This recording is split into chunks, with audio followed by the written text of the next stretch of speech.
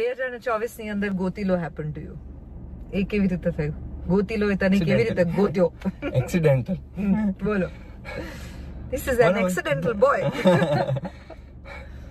ના, ખરેખર એવું જ છે, કારણ કે મને સીધો અપ્રોચ કરવામાં આવ્યો કોક સ્ટુડિયો તરફથી કે અમે હવે કોક સ્ટુડિયોની પણ કહાની એવી છે કે હું 5th સ્ટાન્ડર્ડમાં 6th સ્ટાન્ડર્ડમાં હઈશ અને અમારા ઘરે નવું કમ્પ્યુટર આવેલું અને મારા પપ્પાએ આવીને મને કીધું કે આજે કોઈ મને મળ્યું હતું ને, એમણે કીધું કે એક શો આવે છે, આદિત્યને બહુ મ્યુઝિકમાં રસ છે ને, તો એને કહેજો કે કોક સ્ટુડિયો કરીને એક પ્રોગ્રામ છે, એના ગીતો બહુ સરસ હોય છે. તો એ વખતે નવું મેં કમ્પ્યુટર ઉપર કોક સ્ટુડિયોનું કોઈ ગીત સાંભળ્યું, મને એટલું બધું મજા આવી ગઈ હતી કે યાર ક્યાં બાત હે, આવું મ્યુઝિક પ્રેઝન્ટ કરવા મળે તો કેવી મજા આવે. એ ત્યારે મેં એવું વિચાર્યું. અને પછી કયું ગીત હતું, કઈ યાદ છે તમને? જુગની જે બહુ ફેમસ છે, આરિફ લોહાર કરીને આર્ટિસ્ટ છે ત્યાંના, એમણે ગાયેલું છે. અને પછી કોક સ્ટુડિયોના ઘણા બધા ગીતો જેણે ઇન્સ્પાયર કર્યો મને. મારા પોતાના કોન્સર્ટમાં પણ હું ગાતો હોઉં છું, એમાં ક્યાંક ને ક્યાંક ઇન્સ્પિરેશન એ બધા આર્ટિસ્ટનું છે. સો કોક સ્ટુડિયો અપ્રોચ કરીએ જ મારા માટે બહુ આમ ડ્રીમ કમ ટ્રુ છે એવી વાત હતી. અને એ લોકો ત્યારે કોક સ્ટુડિયો ભારત જે છે એ રિજનલ આર્ટિસ્ટને અને નવા જે યંગ ટેલેન્ટ જે છે એ લોકોને લાવવાની આખી એમની ઈચ્છા હતી. સો ગુજરાતમાંથી કે તમે આવો. પછી સૌમ્યભાઈ એમ કે લખી રહ્યા છે, એટલે પહેલા તો કોક સ્ટુડિયો તે એટલી મોટી વાત હતી ને, એમાં પાછું સૌમ્યભાઈ લખી રહ્યા છે ને અચિંત મ્યુઝિક આપે છે, એટલે સોને પે સુહાગા જેવી આખી વાત. તો એ આખી પ્રોસેસ બહુ અમારા માટે મજાની હતી. એ દરમિયાન હું અચિંત, સૌમ્ય સર બધા ભેગા થઈને અમે જેમિંગ કરતા, ડિસ્કશન કરતા અને એ આખું ગીત બન્યું. આખી મજાની વાત હતી. સૌમ્યભાઈ આ વખતે જયારે રેડરાસ અમારા માટે રેકોર્ડ કર્યો, પેન કર્યો, ત્યારે એના પોડકાસ્ટની અંદર મેં જે એમની સાથે પોડકાસ્ટ કર્યું છે એમાં એમણે કીધું કે Aditya was the first person કે જેણે મને સપાકરૂ ઇન્ટ્રોડ્યુસ કર્યો. યસ. તો હાઉ ડીડ ધેટ હેપન?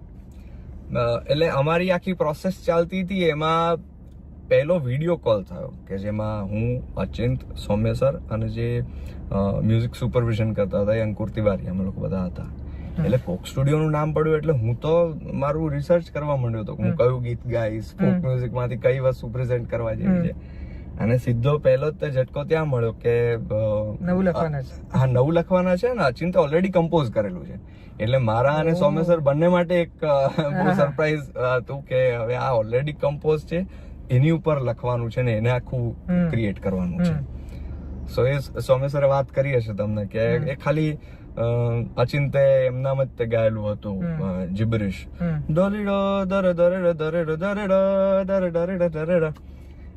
સૌમ્ય સરની કમાલ એ છે. એટલે હું એવું માનું છું કે આખી ગીતને દિશા એમણે આપી છે કે એ એટલા વર્ડમાં ગોતીલો નાખવું અને પછી એક આખું ખારવા ખલાસીની વાત કરવી, એ જ કરી શકે એમ. એટલે એમાં એમનો થિયેટરનો આટલો બધો અનુભવ, એમનો લખવાનો ઓબ્વિયસલી તો જબરજસ્ત એમના કાવ્યો હોય છે, પણ એ જે કરી શકવું, એક દ્રશ્ય ઊભું કરવું, એ જ કરી શકે.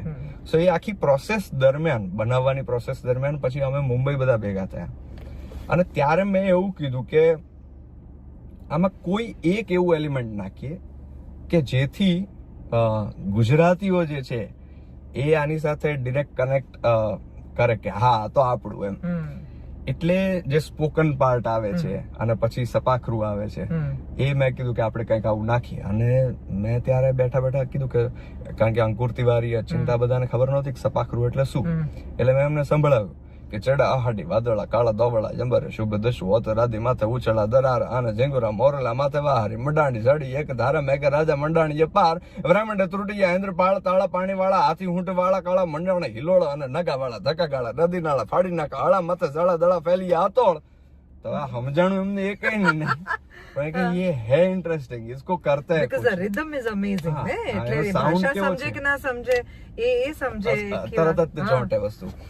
તો દુનિયાભરના હિપહોપ ને આમ ખિસ્સામાં મૂકી દેવું પડે તમારે, એવી પ્રકારનું રેપ છે. તો સૌમ્ય સરે કીધું કે યાર આ બહુ અદ્ભુત વસ્તુ છે ને આની ઉપર હું પ્રયત્ન કરું કે આપણું જે સ્ટોરી છે, આપણી જે વાત છે એને વર્ણવતું કંઈક લખાય. એટલે પછી એમણે લખ્યું કે કિનારે તો ખાલી પડે નાની નાની પગલી ને નાના એવા સપનાની રેત વાળી ઢગલી, તોફાનો તરાપ મારે હલે સાવો હાંફી જાય તોય જેની હિંમત અને આમ નહીં હાંફે, એવો ખારવો ખલાસી એવો આડનો પ્રવાસી, એવો ખારવો ખલાસી એવો આડનો પ્રવાસી, ગોતીલો ગોતીલો ગોતીલો ગોતીલો ગોતીલો ગોતીલો. અદ્ભુત. તને સોંગ બની રહ્યું હતું ત્યારે જ ખબર હતી કે this is going to be a national phenomena? ના, બિલકુલ નહીં. ઇનફેક્ટ હું તો બહુ ડાઉટફુલ હતો આ ગીત બાબતે કે હા, કારણ કે મેં જે કોક સ્ટુડિયો સાંભળ્યું હતું ને એ મોસ્ટલી એવું હતું કે ફોક વસ્તુ હોય, એનું કંઈક મોડર્ન વેમાં રેપ્રેઝન્ટેશન હોય. આખું જ નવું હતું. આખું નવું હતું અને આખો થોટ જ એવો હતો કે રિજનલ મ્યુઝિક પણ મોડર્ન સાઉન્ડ. એટલે તમે એનો સાઉન્ડ જોવો તો એ બહુ જ મોડર્ન સાઉન્ડ છે, ઇલેક્ટ્રોનિક આખી વસ્તુ છે. પણ એ એમનો વિચાર પરફેક્ટ હતો કે દુનિયાભરમાં જે લોકો સાંભળે છે, ગુજરાતીઓ તો ઓબ્વિયસલી એને ગમવાનું જ, તે પોતાની ભાષામાં છે, પોતાનું ગીત છે, પણ જે ગુજરાતી નથી સમજતા એ સાઉન્ડ થી જોડાય છે. અને અચિંતની એ માસ્ટરી છે કે એ માણસ સાઉન્ડ નો જાદુગર છે.